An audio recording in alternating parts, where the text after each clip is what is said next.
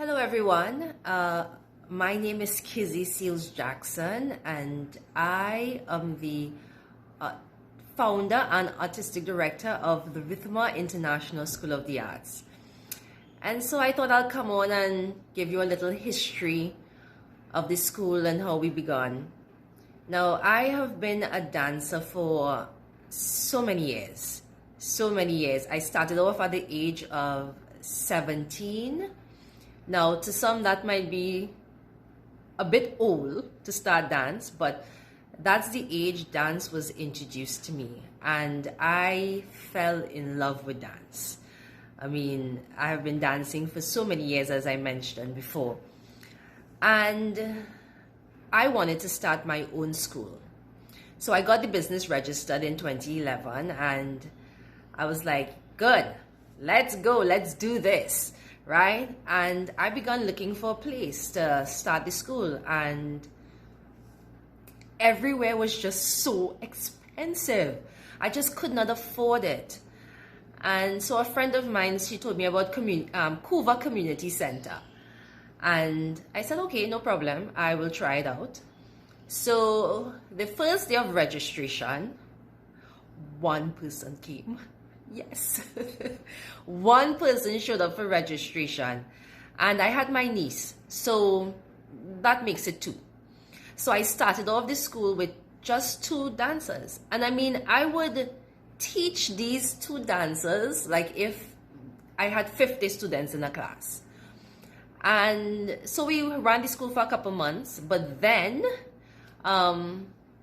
we would arrive at the center and they would be like, oh, we're so sorry, you can't have class today, we're having a function, or we're having a wedding.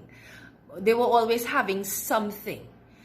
And that went on for some time, and I just could not take it anymore. I mean, we were there for about a year, and just picture that ongoing for a year. We arrive, sorry, you can't have class today, and they would never really inform me. Before, they would just tell me this when I get there. So my students, 2 of them, would arrive, and then I would say, okay, well, we can't have classes. They just cancel me off. And I got really tired of that. So I decided I need to find a new place. So then we moved to California Community Center. And there, the stage was like really small, and it was this small wooden stage, and the floor around it was like raw, like concrete. It wasn't tiled or anything like that. It was just a raw concrete floor, so it was very dusty. It also weren't like sealed off, so it was very hot. So it was hot, it was dusty, and we had a small stage. But that's all we had, and that's all I could afford. So no problem, we decided to use it, right? So we were at California Community Center, and 3 more students came. So I had 5 students. Now, back it up a little bit. When I first started off this school, I remember praying about it, and I said, well, God, this is what I want to do. I want to go into this, and I felt like I was led to do something like this. Okay, like this was my purpose. So yeah, prayed about it, and God gave me a word. He said, rain is coming. Rain is coming. Prepare yourself, rain is coming. And rain is like a metaphor for, like a multitude is coming. Well, the way I received it, it was like a multitude is coming. Be patient, this school is going to grow. But at that moment, I just could not see it. So we were at community center, and 5 came. So I was like, oh, this is like my cloud, my cloud, 5 students, an abundance is coming. And it did not come. It did not come. I was there for about 2 years. And then one day I got a call from the community center, and they said, oh, they want to meet with me. So I said, sure, no problem. So I went in to meet with them, and then they told me they're going to be closing down for they don't know how long, because they're about to do renovations. So I said, okay, no problem. Where am I going to go? What am I going to do? I have nowhere to go. I have nowhere to put my students. And so right after that, there was a period where we had no classes. I was shut down for a couple months.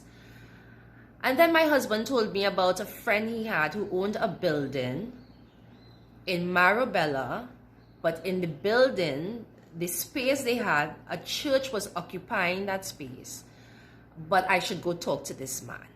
So I said, okay, no problem, right? So I met with the person who owned the building. He said, yes, the church, there is a church occupying the space, but you could use the space on a Saturday, because the church does not use the space on a Saturday. But you might only have the space for about an hour and a half. Being in that desperate position that I was in, I said, sure, no problem, I will take the space, right?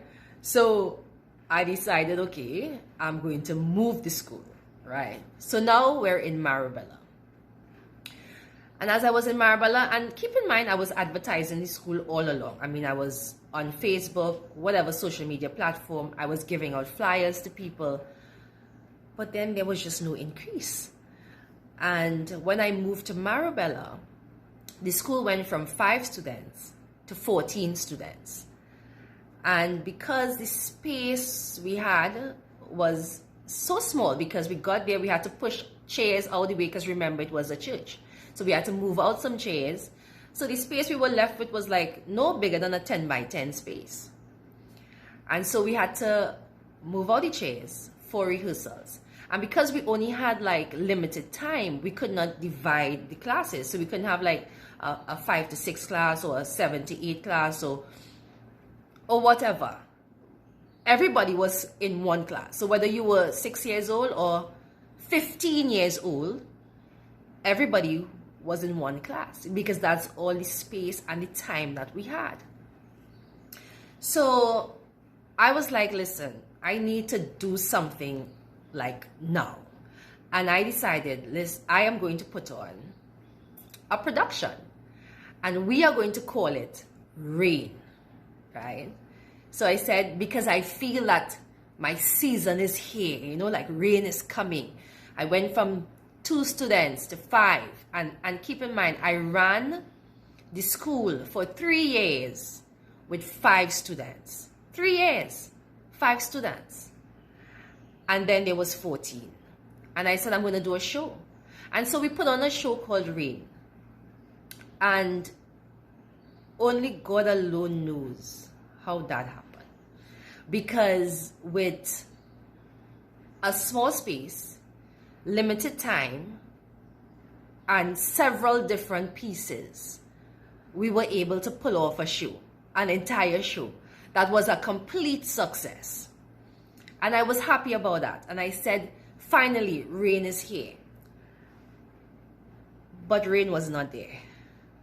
Because we returned to the space for rehearsals after the production, and it was just problem after problem. It was just like, we got there, they couldn't find the key to open up. And sometimes we would be standing up outside like half an hour, 45 minutes, waiting for them to find the key. By the time they find the key, it's like, well, time to wrap up.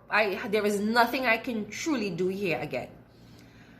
And there was sometimes, again, we were locked out, and I would be calling the guy, and he would be like, oh, he's home sleeping, and we're standing up outside of a building. And I said, I cannot do this anymore. It is too frustrating. I can't keep doing this to my students. So I began looking for another place, right? And so I stumbled upon this building in Vistabella, but they were having Zumba classes. So I said, let me go and speak to the guy and find out. So I went, I spoke to the guy. He said, I don't own the building, but I could sublet the place to you. So I said, well, okay, no problem. We don't mind using it on a Saturday morning. Great. We have at least somewhere for now. So I told my students, we're moving. Again, we're moving. First Saturday we were there, no problem. We used the space, great. Next Saturday, I get a phone call. I'm on my way down and a parent called me and said, we're locked out. And I'm like, what? So I tried to call this guy. I kept calling him. He wasn't answering. The phone kept ringing. He was not answering the phone. So I got there and she said, the owner of the building locked the building. So I'm like, what is going on, right? So I went to speak to the owner because she had a store downstairs. And I said, well, I explained to her, this is what is happening. And the guy sublet the place to me. And she said, well, he's not supposed to do something like that. I said, okay, so what am I supposed to do? I have parents and students standing up outside of the building. What am I supposed to do?